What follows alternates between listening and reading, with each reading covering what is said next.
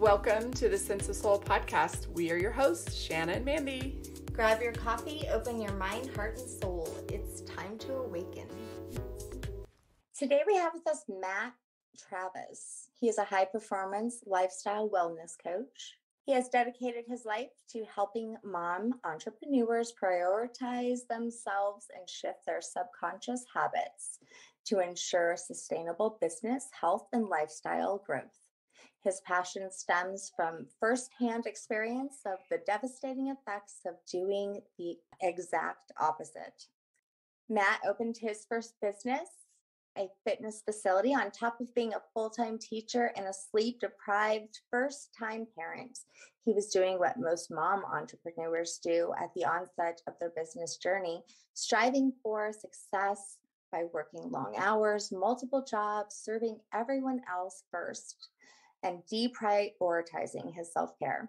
These actions led to a steady and slow burnout.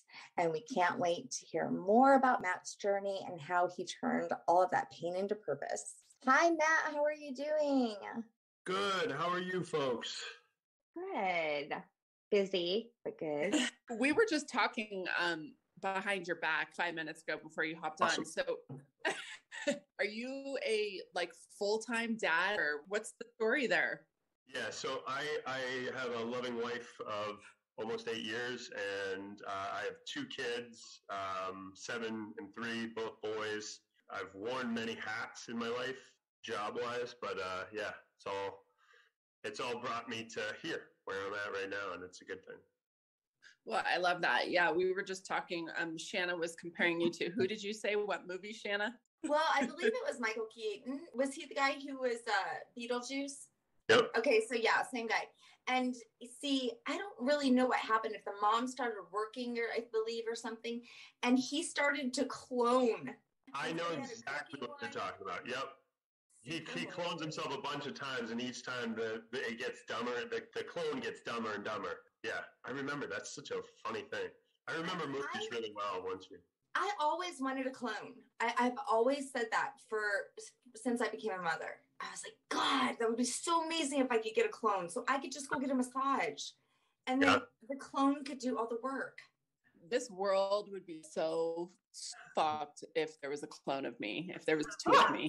I don't know if I would. I think I would like the clone of me, but you just don't know, and then you have a clone of you walking around, and that's another thing, especially if you don't want it anymore. Yeah. Hoping they don't do any dirty work on your behalf. Yeah. There's a lot of things with that. So Matt, a year ago, Shanna and I really wanted to get on the doppelganger chick. So have you ever heard of a doppelganger? No, I know what a doppelganger is. I've never heard of the doppelganger chick. Okay, so she has found tons of doppelgangers. She actually has found 2 for herself, and they look identical to her. And they've done DNA tests, and they are not related at all. But she never responded, sadly. But we were like, how crazy is it to think that realistically, I mean, of course, we don't know if it's true, but they say every single one of us has a doppelganger out there. Absolutely. Now, I went into the app and put my picture in, and it pulled up my doppelganger, and I was pissed. I'm like, I do not look like that. That's not me. This is not flattering. Oh my God, that is so funny. I went into Google Art app. Have you ever done that before? You go to Google Art and you put in your picture, and they find somebody in history that looks like you. Yeah, and it makes sense now, but you were African-American in every single one. I feel like what we have going on here could just be the podcast. It's pretty good. I think this is how it always is. This is what we aim for, Matt. Just true, authentic conversation, and what comes from that is always just magical, to be honest with you. That's best. Yeah, it is. But you are a mom entrepreneur. No, I'm not a mom entrepreneur. I help mom entrepreneurs. Right. It would be weird if, I guess in this day and age, I guess I could be, right? You can be whatever you want to be, right? Yeah. So it started out with just helping moms, and then I really fell in love with helping moms that are building businesses and have like bigger visions for themselves. And really it's helping them not do what I did, which is like burn out, destroy their health and well-being and their lifestyle. And when I was running my fitness facility, I had so many moms, and when I got them healthy and happy, the ripple effect through the rest of the family is hands down the coolest thing I can think of on the planet. I love what happens when mom gets healthy and happy. And it's not the same thing when dad gets healthy and happy. I know that's weird for me to say, but it's just what I found. It's just after working with hundreds of thousands of people, like mom's the linchpin. I don't know if you both agree with that, but if mom's healthy and happy, things are much better. Happy wife, happy life. The biggest fact on the planet. So wait, I want to know, were you just sitting around and you're doing your thing, your dad, full-time teacher, and I also must say sleep deprived. Yep. And you're like, holy fuck, this is what moms have to go through? Yes. So basically I was a full-time teacher. I had opened a fitness facility. Like I had just finished my master's. We had just had a child. We had just gotten married. So like this was all in like a extremely short period of time. And my health and well-being just kind of like fell apart during that whole process. And I didn't realize I was stressed during that. Like I was like, I can do all this, right? My mindset at that point was like, go big or go home. Here we go. And it just kind of all fell apart there. And I got to the point in my life where I realized what anxiety felt like. I realized what depression felt like. I realized what destroying your health was all about. I realized I had burnt the candle at both ends, and it wasn't working anymore. I couldn't do it anymore, and I was just holding on for dear life. And I started to realize really what a lot of moms do every single day. Like they are literally working a full-time job or trying to build a business, or doing both, right? Working a full-time job and trying to build a business, and then going home and then working another full-time job, which is being a mom. And after talking with hundreds of moms and just getting to understand where they're coming from, what they think about at night, like what their fears and worries are. And a lot of times it was like worries and fears about everybody else except for themselves. And it made me like just be like, I want to be here for you. I want to support you. I want to help you. I want to stand for you. I want to do whatever it takes to help you become the best version of yourself and really put your oxygen mask on first. So you kind of bridged the gap, because what happened was you have this fitness business. And of course, all of us moms, after we have kids, want to go back and get in shape. And that's usually our go-to. We go to our outsides first to heal instead of our insides. And then correct me if I'm wrong, but a lot of times, you know, your trainer becomes kind of like your confidant and your therapist and your go-to and your friend. I mean, you guys wear lots of hats as fitness trainers. You're not just a fitness trainer. Us women love to talk. And so we talk to you guys a lot. And so it feels like you kind of bridged this gap where you saw all these women coming to you and you were like, wow, they're all exhausted. They're all, you know, burning the candle at both ends. And then you came up with this idea. Yeah. And I actually did my due diligence. I wasn't a therapist when I was running my fitness facility. And then I got my nutrition certifications, and then I did a lot of mindset program to teach mindset. And then I was like, I'm going to become a therapist. Like, so I went and became a rapid transformation hypnotherapist. And yeah, just like you said, like you do wear a lot of hats. And I kept coming back to the thought, like, I want to make sure that when people get results, they keep results. I think that's the number one thing I've always been, the number one why behind everything for me was, how do you get results and keep results? And when I was running my fitness facility, you know, we can get people results, but how do you keep them showing up? How do you keep them in the physical shape, right? How do you get their mind to be on board with that? Same when it comes to eating, which I think is even harder than fitness for a lot of people. So that's why I pushed a lot into that in my program now. And then the mindset is really where I landed, and even deeper than that, the subconscious, because I learned that that is really what's dictating what we do or don't do, right? What we have or don't have. It's all of our subconscious habits. So I kind of followed the piece of string or went down the rabbit hole, per se, to really help at a much deeper level. Yeah. You know, what's interesting too is there's so many aspects of my awakening over the years that once it awakened, there was no going back. So there wouldn't have been, like, if my body would awaken to fitness, like, I couldn't go back. Like, literally, there's like this threshold that once you get past it, you can't go back. And so it's like, how do you get there? So, but I think you're right. It starts with mindset. But my question is you must be an empath. I would absolutely say that is the case. I'm like, I mean, you might need the Man of the Year award for all the things that you just said about how you feel that women shouldn't feel guilty about pursuing their passions or putting their health or relationships at risk to grow and succeed. I mean, those are like heavenly scripture words to me. Yeah.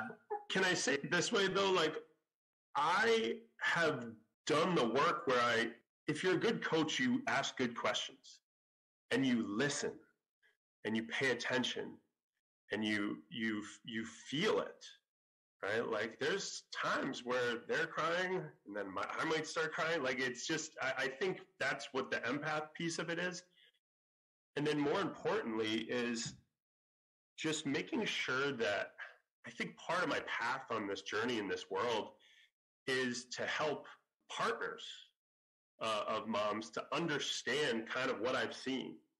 Working on a workshop right now, actually, interestingly enough. It's not out in the open yet, but we're working on doing a workshop with couples to help both partners understand their love languages, because a lot of times we're trying to understand what our partner wants, but there's a breakdown in that communication, right?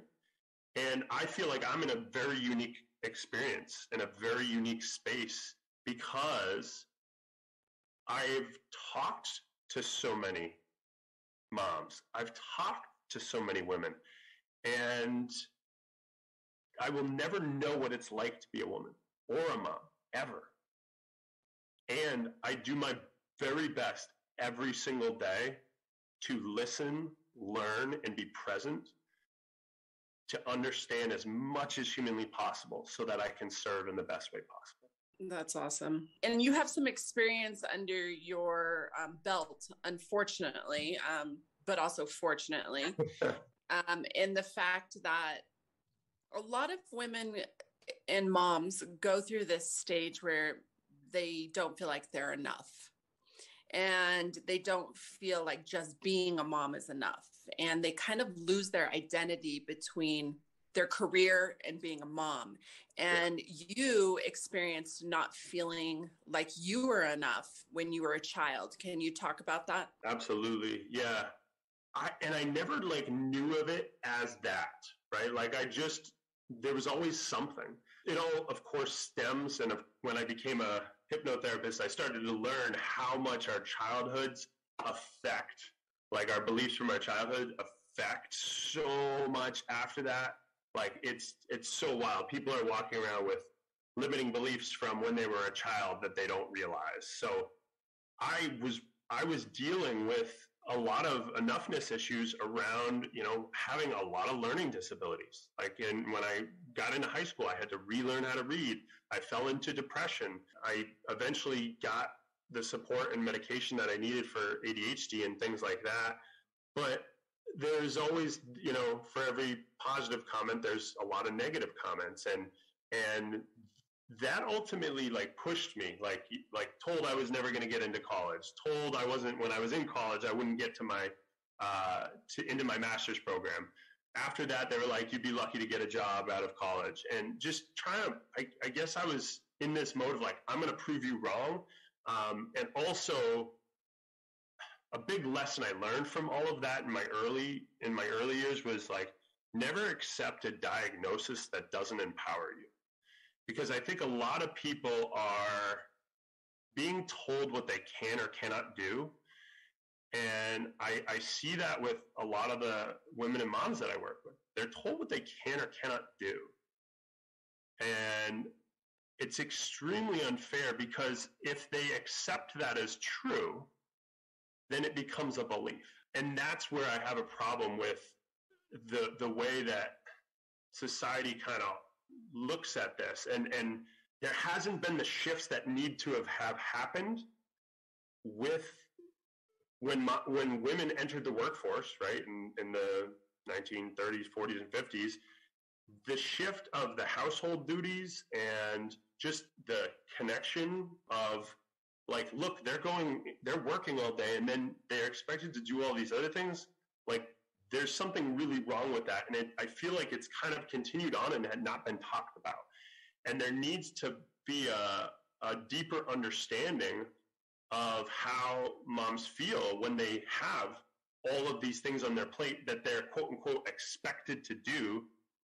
And if they don't do them, then they're not enough, right? So there's this underlying thing, I think, that's just not talked about. And it needs to be talked about more. Does that make sense? Matt, I like you a lot, dude. I'm serious. This is amazing. And for a man to speak on this on behalf of women, I think is also powerful. And I think that it needs to be spoken out more. You were just talking about, like, you know, how women really just seriously start working like in the 1940s, around then, you know, where prior to that, I mean, we couldn't even vote, you know. I mean, in my family, I'm Southern, so I'm from Southern background, and I came to Colorado. So growing up here, I had my mother who grew up in New Orleans, and we have very strong Southern roots. The two men that I've had in my life, I had my ex-husband, who I had my first 3 children with, and then my current, who I have my love child with, we are both Colorado boys, okay? Their family dynamics look completely different than mine because of just the different locations, because the dynamics of the family roles in the family are totally different. For instance, the trash getting taken out. Nobody in my family, no women in my family take the trash out. That is, I mean, but that's ridiculous. Right? I've learned that that's ridiculous. But in my eyes and how I grew up, you know, we didn't do that. And so that was something, you know, I had to accept as well. But also the fact that when my little ones became like 2, 3, these men were looking at me, well, aren't you going to work? And I looked at them, are you crazy? You're supposed to work. I'm supposed to stay home. So it's so funny how, depending on where you grew up and what you saw as a child, became part of your subconscious, right? That's what it is. And it wasn't until I became aware and we were able to talk about that. So it wasn't that I wasn't meeting you halfway. This is just all I knew.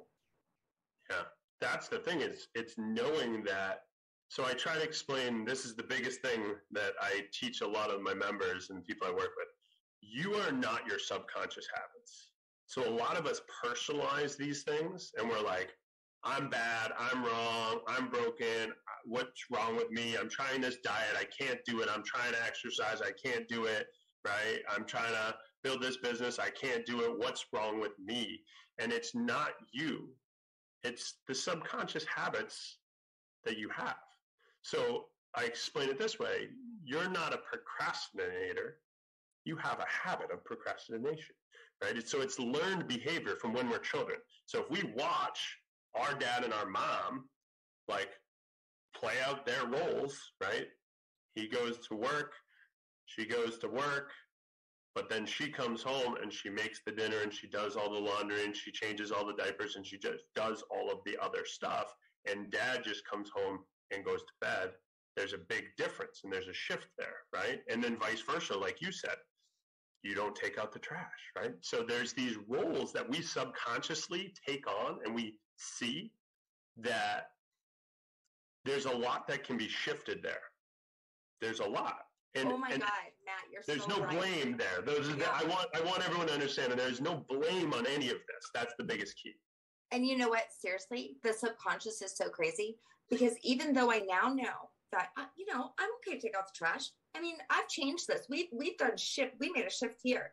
he goes to work all day and then goes to the grocery store and brings home groceries and cooks it almost. I swear, the shifts have changed in my family's lineage forever. However, I can tell you there's this subconscious thing that happens to me every time I see that trash bowl. My first thoughts are like, oh my God, I have to take out the trash. And then I'm like, yeah, I can take out the trash, but I still have it. I mean, those subconscious thoughts don't go away. They're still there, but you have to learn to take control of them.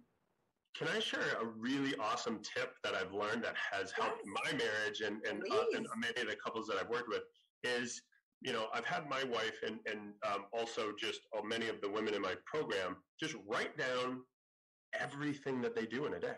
Just like really account for it. This does a couple things. Number one, it makes you aware of how freaking amazing you are, like, and how much you actually do, like how much you accomplish in a day. It's like mind blowing when you look at it all. But then it also opens up the opportunity to have a house meeting or a chat and really see where there can be potential outsourcing and delegation.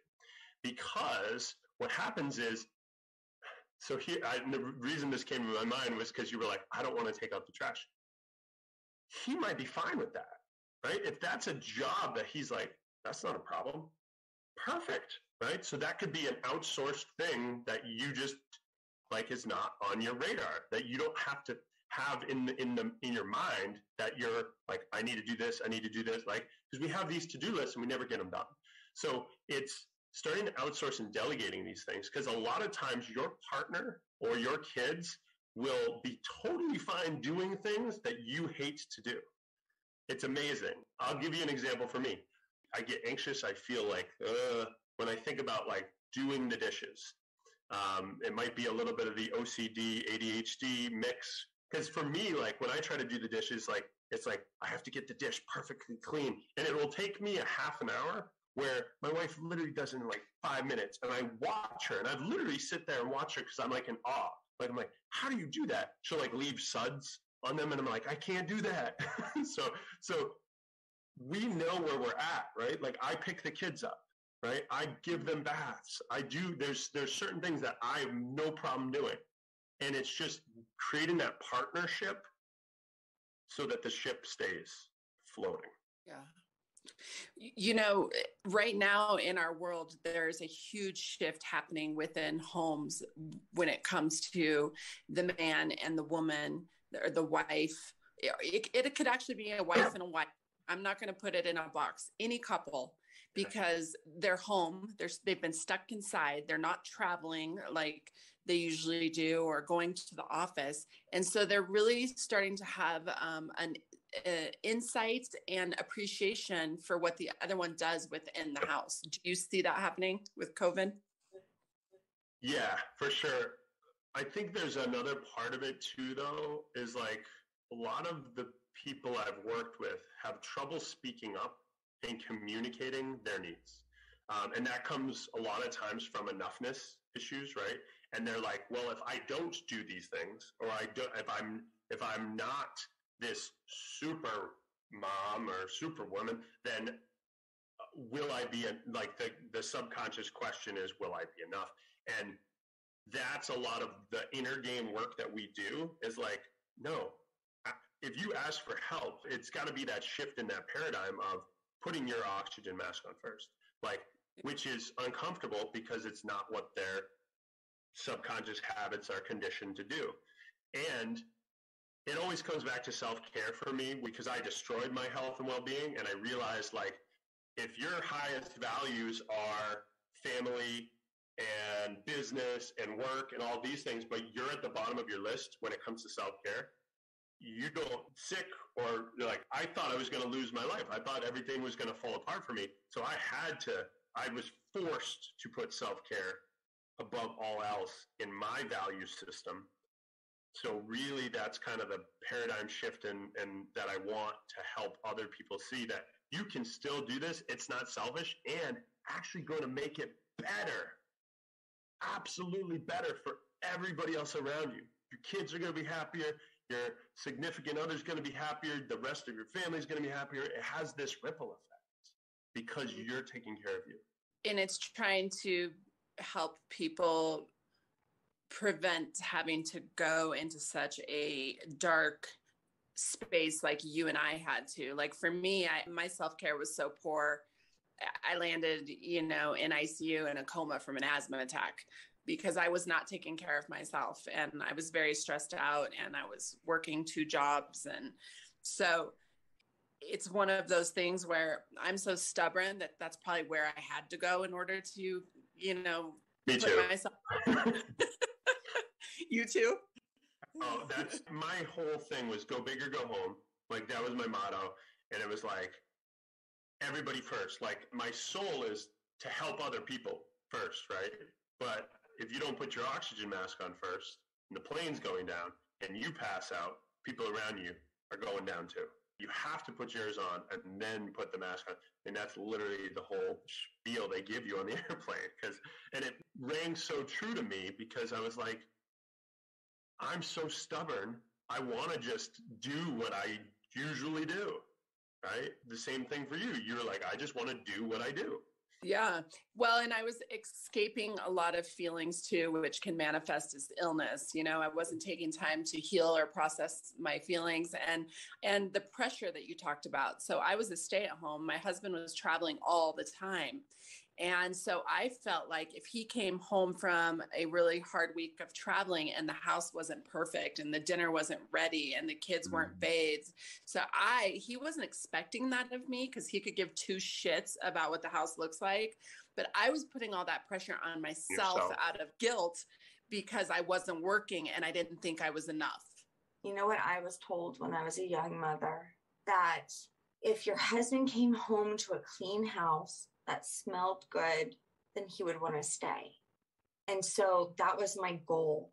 I would shove everything in every closet, under the bed, whatever I had to make it presentable, because that is what I was seeking, love and acceptance and feeling enough from him, right?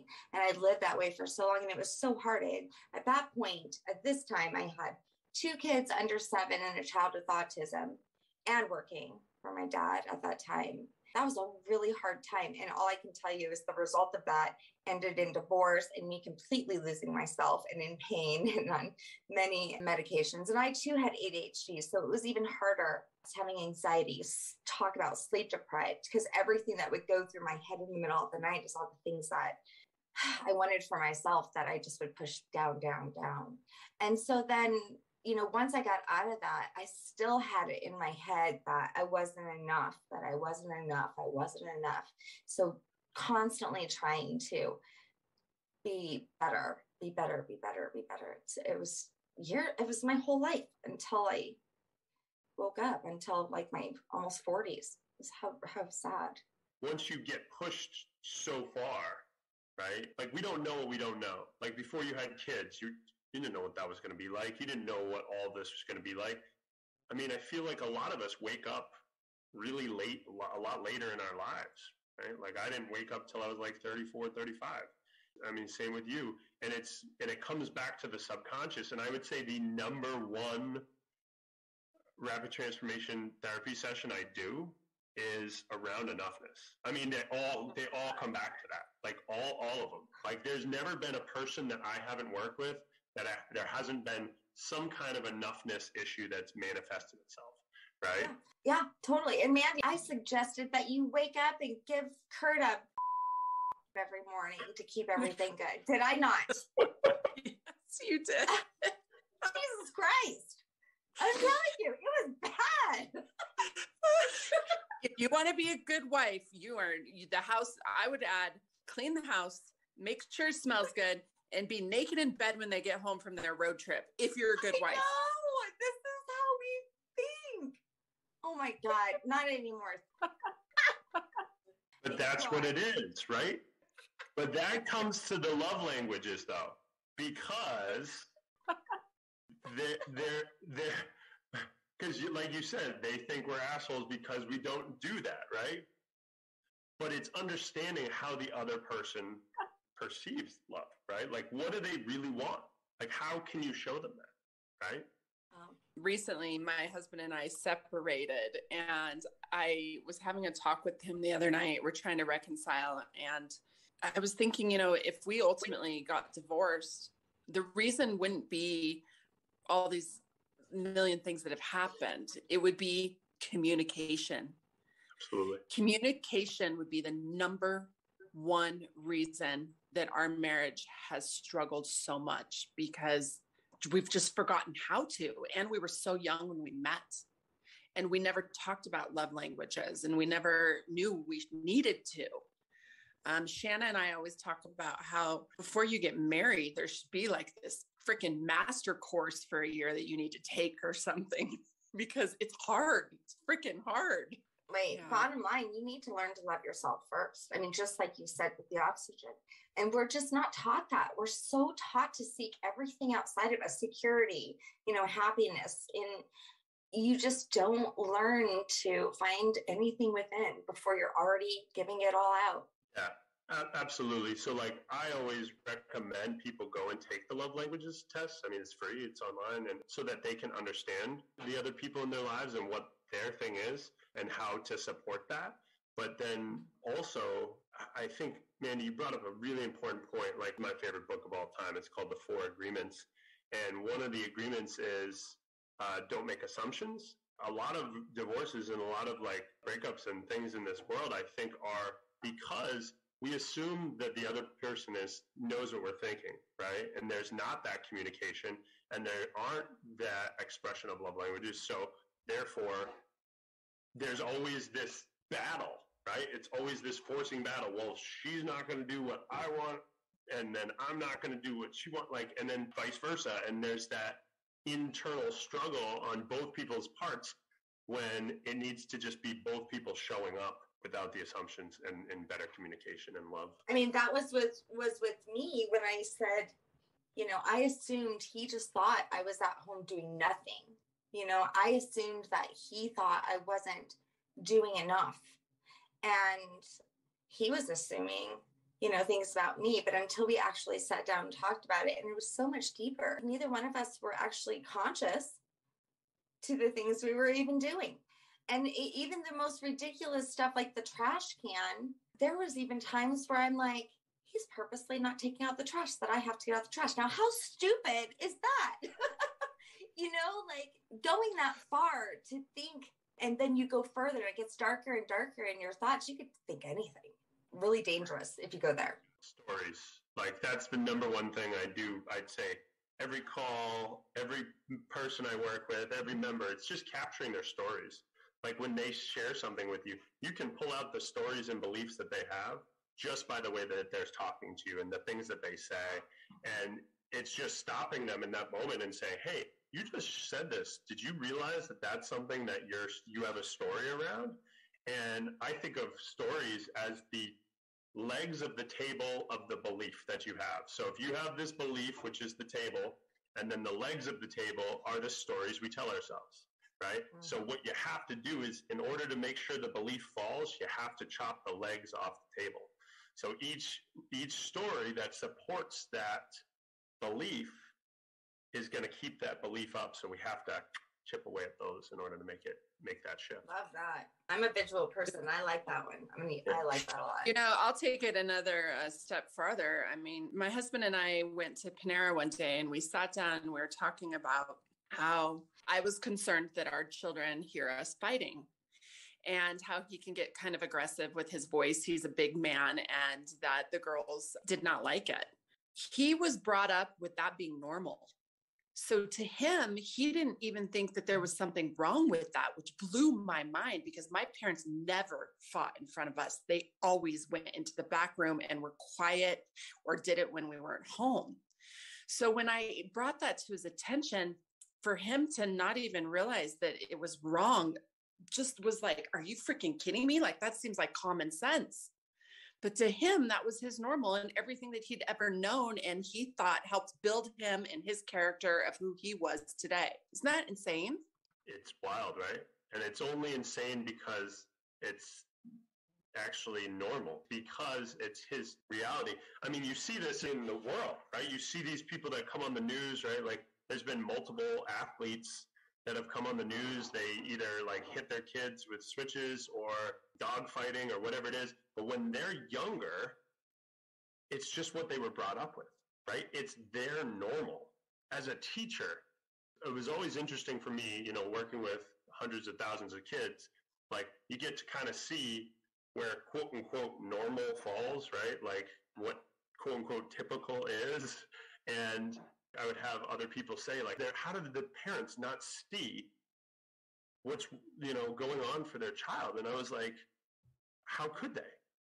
They don't see all of the amount of kids that we see. And if they have another, they get to like compare those two together, but that's it, right? So it's like, we have to give people grace in the fact that like, they don't see it and it's not their fault. The thing I say probably once a day, you don't know what you don't know, right? We're walking around with stichomas of like, we can't see the thing that's right in front of us.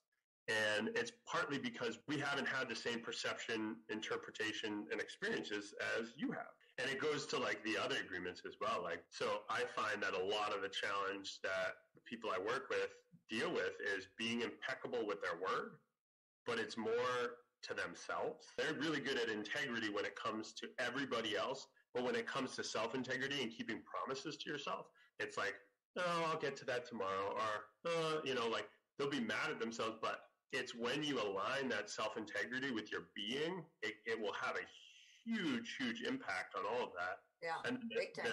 You know, and then the second one is don't take anything personally, which is, I think, is the hardest one out of all of them. And interestingly enough, when I just started to practice it and do it, right, it's you're not taking anything that's quote unquote in your experience and interpretation negative and positive. People have a perception of you, and they're usually, most of the time, you're getting their opinion. I don't know who said this, but this made everything shift in my brain. It was this entrepreneur, and he said, I never get caught up in judgment, ever. And he was like, this is why. Because I don't even really know myself. I'm just learning about me every day. Like, I don't know myself well enough to judge me. So how can somebody else judge me? Like, that is crazy. And I was like, oh my God. Yeah. You know what, Matt, I have a question for you. Yeah. This is the big one, because this is something that many people come to Mandy and I for to get advice on. We've talked about it a lot on our podcast, but I don't think we've ever really gotten a solid solution on this. Two people have had great relationship for a while, have made it work, put up with each other's subconscious bullshit through the years. Then all of a sudden, somebody, one of them, spiritually awakens to themselves, realizes that they haven't had any self-love, realizing that they've sought all of their happiness outside of them, and they haven't had any self-care for themselves. And the other person is still asleep. So what happens with the dynamics when one is awake and one is asleep? It's a tricky one. I've had people in my program, like they came in, usually what happens with people is they'll come in for one thing and we'll work on something. The thing that you think your thing is not usually the thing, is what I've found for a lot of people. I don't know if that made any sense, but the reality with that question or just concept is that one of you mentioned this earlier. When you first get married, right? Like when you first meet this person, you first get married, you don't know yourself. You don't have a sense of yourself. You don't have, you're just like, I like this person. You're attracted to them. This seems like a good idea. And yet statistics, 52% of marriages end in divorce, I believe is the statistic at this point. The thing is that we come together not knowing ourselves, not knowing our love language, not knowing anything, and we're trying to work with this other human, right? It's a teamwork situation. And if you don't know how to work with this person and grow with this person, like I say to people all the time, anyone that's looking to get into a relationship, the two things that I think are really big are, you know, of course, attraction, right? That's important. I agree. And growth mindset. Like if you're not growing together, most of the time you're growing apart. And if the other person isn't willing to grow and you're perception and interpretation is that's okay, and you're good with that, and you can make that work, wonderful. That means you get to live however you want to live. But a lot of times is you wake up to the fact that, you know what, I haven't been treating myself well, and my lowest standards for self-love has led me into this relationship, right? So it's like, we will only stay in a relationship as long as we treat ourselves worse than the other person. When we're in a relationship, most of us wake up in the morning and we're pretty mean to ourselves in our mind, beating ourselves up. I look like this, I have these bills, blah, blah, blah. Like, we're beating ourselves up. But the person that we're with usually isn't doing that. And then once they cross that threshold, you're like, there's a threshold at which every relationship will completely be done, right? It's when they drop below your lowest standards for what you allow. That's really what it is. So amazing. And that's in everything. So that's in everything in your life. And the number one thing I help people with is lowest standards. That's all this whole thing is, folks. It's like, think about it. Your health will be determined by your lowest standards when it comes to sleep, your lowest standards when it comes to what you put into your mouth and body, your lowest standards when it comes to how you move your body, right? It's lowest standards from that standpoint. Same goes for your business, same goes for your relationships, everything. This is all lowest standards. So if you want to change, you have to raise your lowest standard. And so, but that's the problem, is what you just said, is change. Because when one person is on board to growing and changing and expanding, and the other one's really like, I've always been who I am. I'm comfortable with who I am.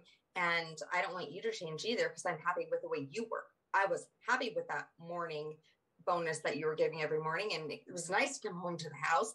And now it's all about you. You're selfish for this. That's what it's like. That's what I kind of went through. It's not anymore, but that was a bump that we had to get over. Thank God. Because you know what? You set yourself up for that shit. And some people take pride in not changing. Yep. And it's crazy. They're like, I've been the same way forever and I'll never change. Yeah, that's their paradigm. A lot of times they fall into this, why do I have to change, right? And this is where it just gets so tricky when we're talking psychology, mindset, and all this. It's like, why do they have to change, right? They don't. You don't. Right? You don't, but exactly.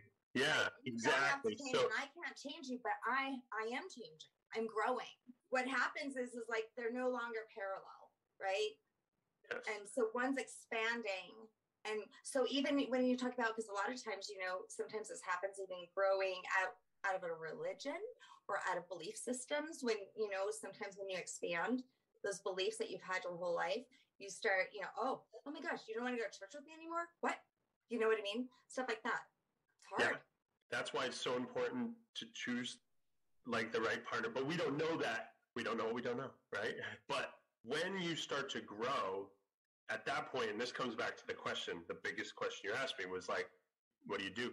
You just have to make a decision. And I've had people in my program that have made the decision to grow and work through it because the person was eventually open to it. And then there's that point at which you have to make the decision. Do you want to stay here? Is this the life you want to have? Because life is just full of choices. That's all it is, right? We can choose two things. We can choose what we think, and we can choose how we act. And a lot of people get that one mixed up a little bit. They say we can control, right? There's only two things you can control. That's not the case. I don't know if you've ever noticed that you can't control the thoughts that come into your mind. They just pop in. But you can choose to accept them as truth or not. And you can also choose how you act, right? And how you show up and how you're being. And it's because of the way that you're now seeing things too. Like, a lot of people think you see with your eyes. You don't. You see with your mind.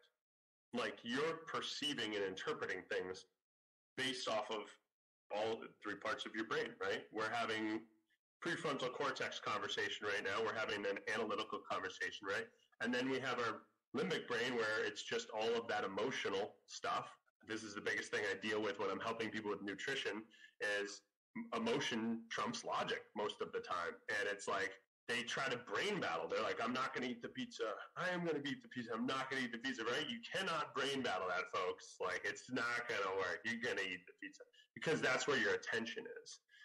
Everything in life, it's where our attention is. If our attention is on, I don't have enough money, or our attention is on, I don't have a good relationship, or our attention is on, I can't lose weight, or whatever it is, whatever you're trying to do in your life, that is where you will be. You are where your attention is. So how did they not eat the freaking pizza? This is the thing. What most people do, right, is they brain battle. And think about it. Every time you brain battle, you're like, I'm not going to eat the pizza, but then your mind's like, but you've been so good this week. That's one of them that pop. That's a story that pops up, right? Then it's like, I know, but I'm trying to improve my health, right? And we're trying to transform my body and all these things. They have these goals, right? And then the mind's like, yeah, but what's one? Your mind knows you better than you. It knows exactly what to sell you on. The first step to this is know how you're getting sold by yourself. Know your stories. So awareness is key. That's number one. So you got to be aware of how you're being sold. Okay. And then understanding that this is a subconscious habit. So instead of brain battling it or ignoring it, which doesn't work because your focus is still on it. Have you ever noticed you're like, I don't want this pizza, but it's sitting right there and you're thinking about it and it's in your attention. Now I want pizza. Yeah, well, because this is the other thing. You can't want what you're not thinking about. Really, this is how you do it. So first, like I said, you have to be aware of how you're getting sold by your own mind. Okay? What are your stories that you tell yourself to sell yourself on stuff? Because your mind's so good. So good. It's better than any salesperson on the planet. Okay? The other two pieces, and these are the key pieces. So first, you have to dismiss it as a habit, and it's not you. So you have to just dismiss it. Look, this is a habit. It's not me. That's all this is, right? So it's not putting yourself into it. It's not like, oh, I can't do this, or I can't, if people get into the I can'ts. Instead, you just say, I don't. I don't do this right now, or I don't eat this right now, or I don't act like this, or I don't whatever you're trying to accomplish. This is just a habit. It's not me. This is just a habit urge. It's not me. So you say those things. And I recommend saying them out loud first, folks, because that's what's actually going to help you shift that. So it's just a habit. It's not me. Because it is. It's not you. It's a habit, right? And then after you dismiss it as not you, it's kind of giving you the control. It's not me. That's my habit. That's what it does, right? It sends me this urge to eat or drink or not exercise or procrastinate or whatever it is. It's just this urge. Think about it. You feel it in your body, folks. It feels uncomfortable. That's your body sending you a signal saying, hey, every time you feel this way, you always do this. So do that again, and then we won't feel bad. Your mind's there to protect you. So your mind's like, all right, when you feel this way, let me send you this urge to eat pizza or chocolate or whatever you usually do to stop that thing from happening, right? And then it's like, here's the urge, which is the habit alarm. It sets off the habit, and it's like, all right, go do the habit. You do the habit, you feel better. And then you feel worse because it wasn't what you actually wanted to do when you were trying to make that change. I said earlier, emotions trump that though. So that's how I think it's remarkable that when you find yourself like say something that you can easily shift for like someone you love, like your child, where the emotion or the love for the child triumphs over that. Anytime we're able to easily shift some things, but then, have harder time with pizza, with habits. See? And your face became a pizza. Anthony, you should come over for pizza. I thought about Mediterranean pizza. He said there's 2 pieces to this. I saw 2 pieces of pizza. It's bringing the awareness to it and going a little deeper. So that's the other part of it. So like I said, it's the dismissal part, right? It's the awareness of what your stories are. It's the dismissal part. And then the last part, and this is the only thing that will make it actually work. Those 2 pieces are good, but unless you do this last part, it actually doesn't work and it won't stick. And this is where most people go wrong is they don't move their attention. after they do that. So they have to move their attention, because if your attention is still on that, right? Let's say you're an alcoholic and you are in a bar. The only way that you're going to, like, you could sit at the bar and be like, I dismiss this. This is not me. I don't do this, right?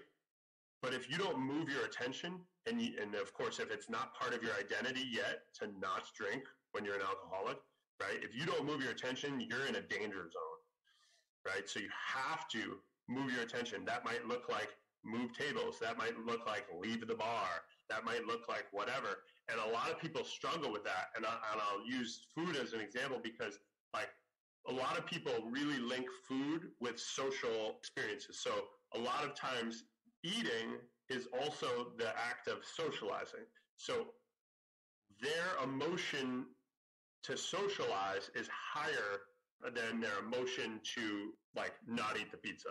So the story and the belief behind that, and I've worked on with this with many people, is like, if I don't eat the pizza, then I can't socialize, or I can't be with these people, right? There's like that underlying belief, like I can't have fun. I can't, like, there's all these underlying things, and we have to reprogram that so that they're like, look, I can go out and have fun with people, and I don't need to eat pizza. I'm not picking on pizza, folks.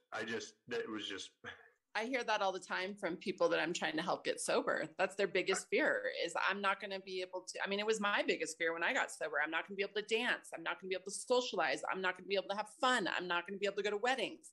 I'm not going to be able to laugh. I'm not going to be able to even have sex sober. Like, there were so many fears around it. Yep. Yeah, absolutely. For sure.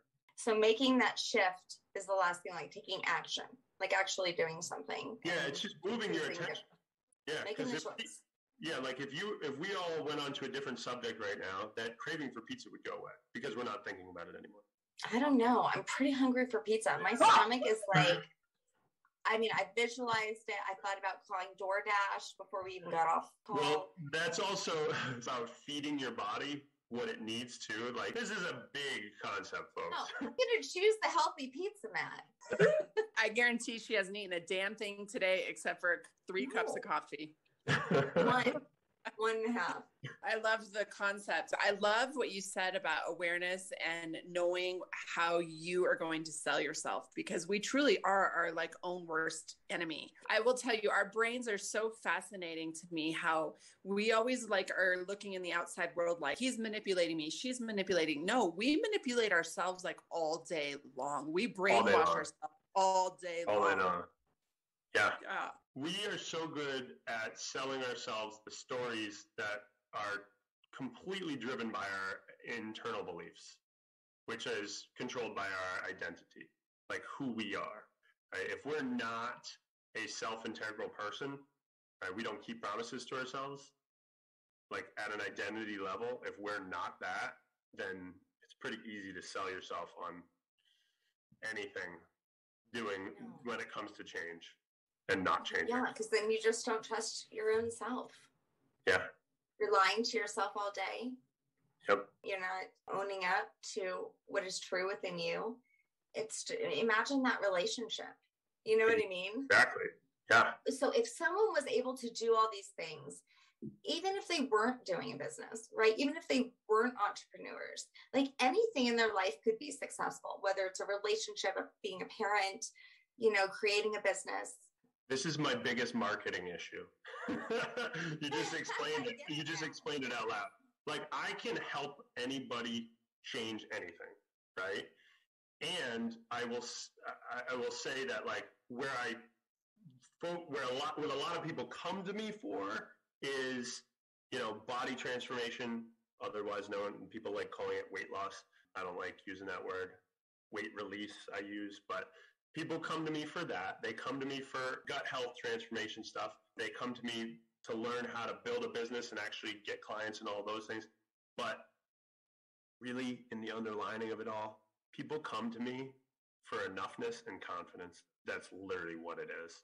So if you need enoughness and confidence in any area of your life, like that's what we work on. the underlying belief of all of this, and this is just after working with thousands of people, like I have found, and this is the domino belief that I've kind of stumbled across, is that self-love and self-care is the key to sustainable transformation, right? Because this is the thing. Think of it this way, folks, right? I break enoughness into two parts. Enoughness falls into two parts. It's self-worth / love, and then there's capability, right? So it's believing that you're good enough to invest time, money, and effort in any area that you're trying to change. And then also, am I capable to do this? Can I get it done, right? So it's believing that you can do it and believing that you're good enough to do it, right? So that's the parts of this. And some people are struggling with one way more than the other. Some people are battling both. When we go and really examine it and look at it at a deeper level, like they realize at the end of the day, anything that's stopping them, it all has to do with that voice. And Matt, I don't know if you've had a chance to hop on and look at all of our podcast episodes, but we have on people that are paranormals. We have on people that, believe in alien abductions. We have on people who are shamans, Native Americans, priests. We have on people that, have been El Chapo's right-hand man. I mean, you name it, we've had them on. And every single guest from all over the world, it always goes back to self-love and awareness. Yep. And it's so cool because here you are, you starting out as a fitness trainer and here you've received the same thing. And that's so validating because Shanna and I, from day one, our very first episode was self-love. And Shanna even took it farther last year. She got this epiphany that's what an awakening is. Mm-hmm. It's just finding that self-love. Now, if we could just teach our young children that from day one so that they don't get into those marriages when they're 20, where they don't know themselves and have always looked for that love outside of themselves. I mean, oh my God, how much this world would shift, right? Totally. And it does start with how you're showing up with your kids. I mean, that's literally how I started, as a physical educator, working with kindergarten through third graders. And it was giving them positive feedback, because the statistics are for every one positive comment, they get 8 negative comments. So it's no, don't, stop. What are you doing? Why are you doing that? What's wrong with you? Blah, blah, blah, blah, blah. And then, oh, good job. Not even telling you what they did well, right? It's just, oh, good job. Good boy, good girl, right? And then they're like, oh, I just need to please. And if I please, then I'll be enough, right? So it starts really young. And so on our mirror in our bathroom, it just says I am enough in the bottom. So from the moment my children can read, that's going to be subconsciously etched into their mind. My gosh, I'm so guilty of that too. Yesterday, I was telling my daughter, you're being so loud, you're jumping off everything. What are you doing? You need to calm down. Stop. What are you doing? Then I'm like, oh, I'm so proud of you. But I didn't tell her what I was proud of her for. I mean, it's like these scripts we get caught in, huh? Yeah, totally. Wow. I love that. We have that on the side of our truck. We have a boutique truck and it says you are enough. Yep. Yeah, it's so big. I mean, I learned that from Marissa Peer, who trained me in rapid transformation therapy. But it's so key, because we, and this was my story, and to kind of pull it all together, it's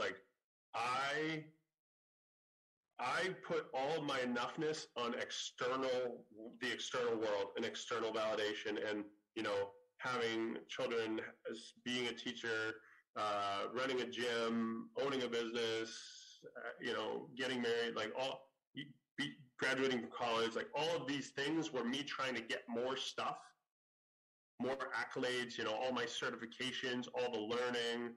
It was all this subconscious need to be enough, to be good enough. It's crazy.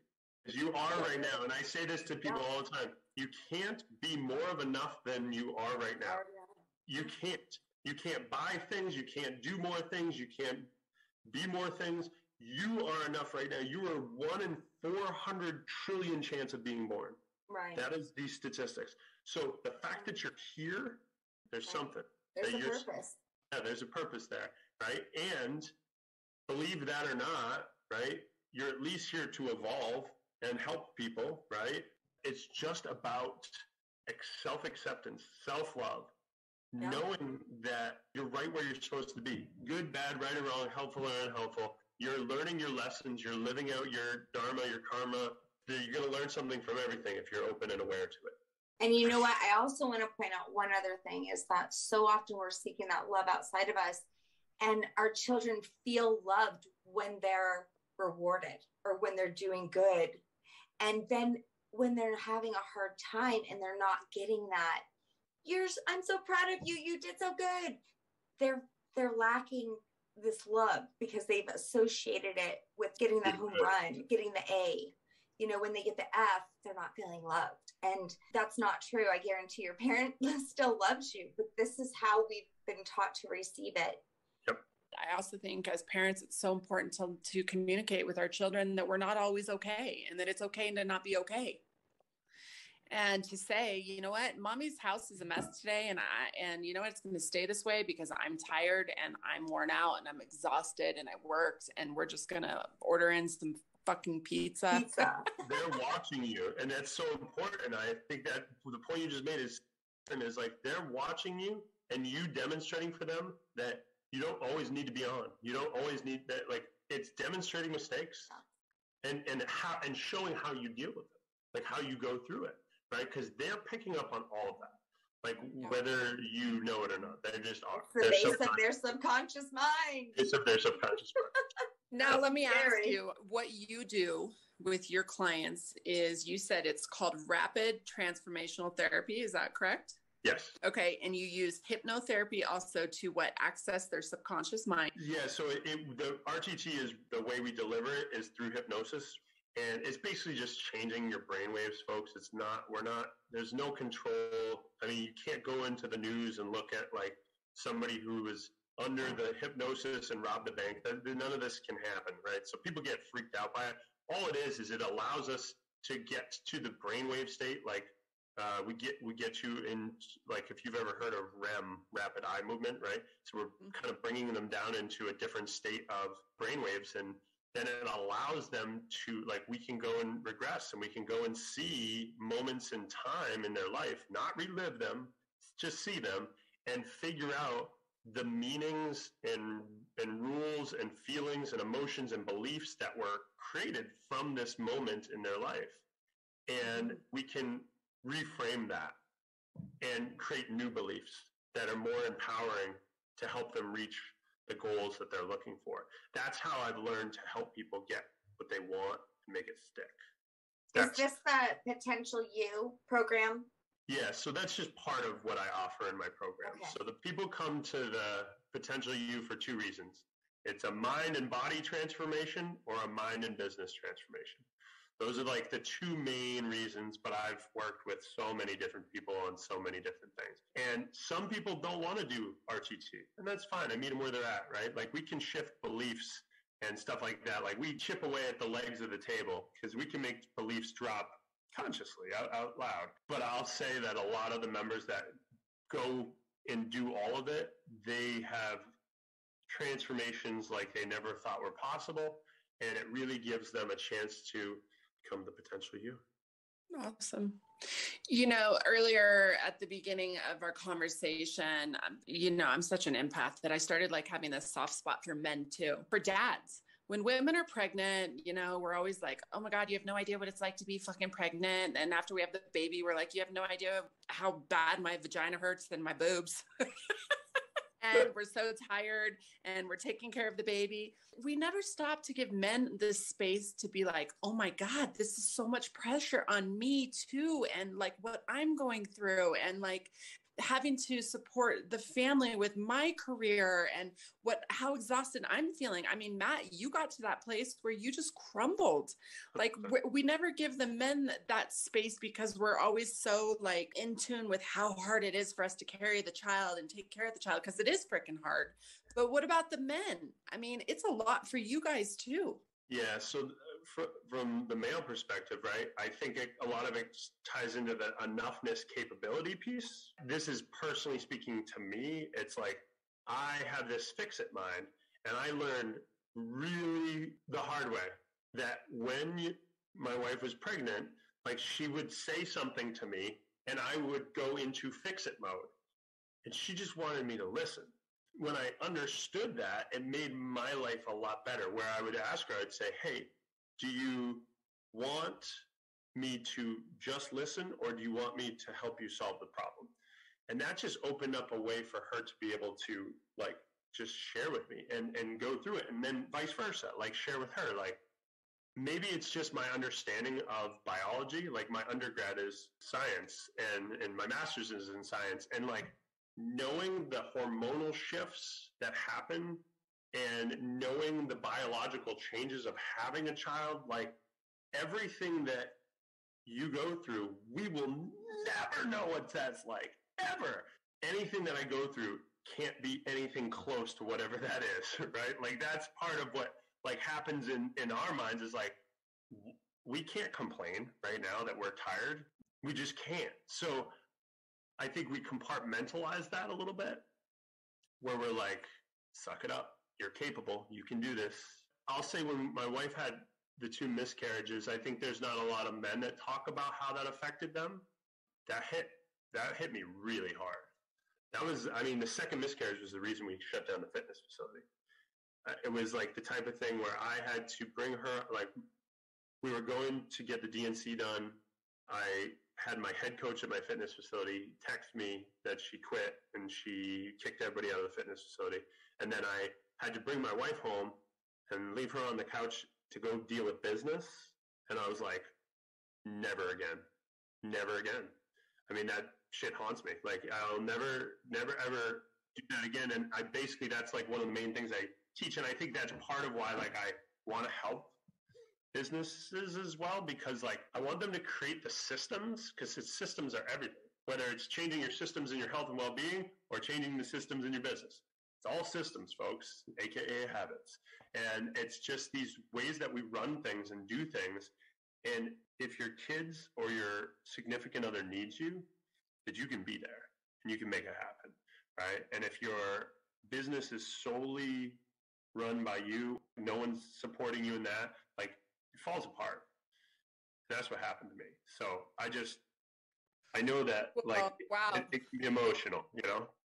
Thank you for being so authentic and vulnerable in that moment and sharing that with us, because you're right. You don't hear a lot of men talk about how it affects them, and partially probably because that's out of fear too, because they're going to be like, well, the women are the ones that have to deal with it. And I think there's just so much pressure on men too, when, you know, as far as raising the children, the income, taking care of the families. I mean, there's just so many dynamics, and you're right. It all ends up being about the system and what you build that system to look like, and being able to build it around prioritizing what's important in your life, which is you, and then your family.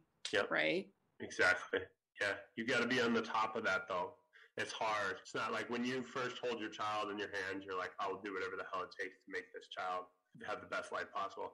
And if you're not well, if you're living in dis-ease, it's going to be very hard to create that life that you envision for them, because you're in dis-ease. You have the inflammation. You have these chronic stress issues and all of these things. So it has to start with you. It does. With dis-ease, you can't please. That's I love that. Matt, you are so awesome. And now it's time for Break That Shit Down. I think the whole theme of today, folks, is you're enough. You can't do anything to be more of enough than you are right now. Stop blaming yourself for your subconscious habits. Stop taking the whole world on your shoulders. Not helping anybody, especially not you. So the best way to step into your authentic self, the potential you, is by focusing on you. You are the element. You are. And everybody around you, lives will be better when you focus on you. It's uncomfortable. It's uncertain. I know many of you are like, I don't like that. I don't want that.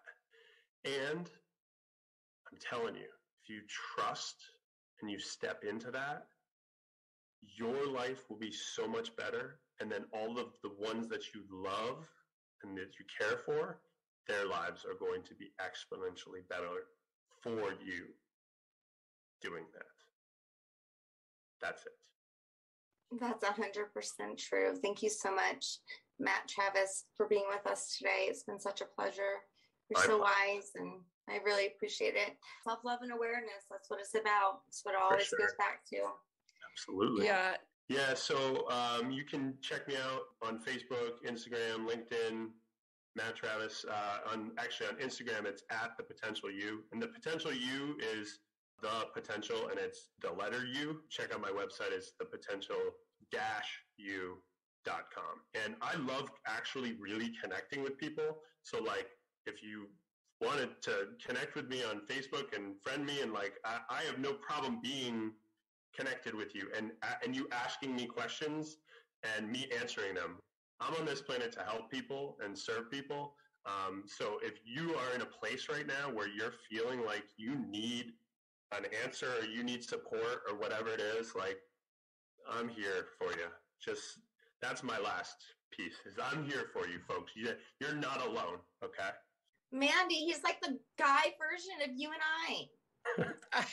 No shit. Maybe he needs to just hop on Sense the Soul with us every week. Hey, if we ever need a co-host because one of us is sick or something, can you fill in for us? Anytime. Like I just said, you're not alone. I'm here for you. You let me know. Oh my gosh, you're so awesome. Thank you so much.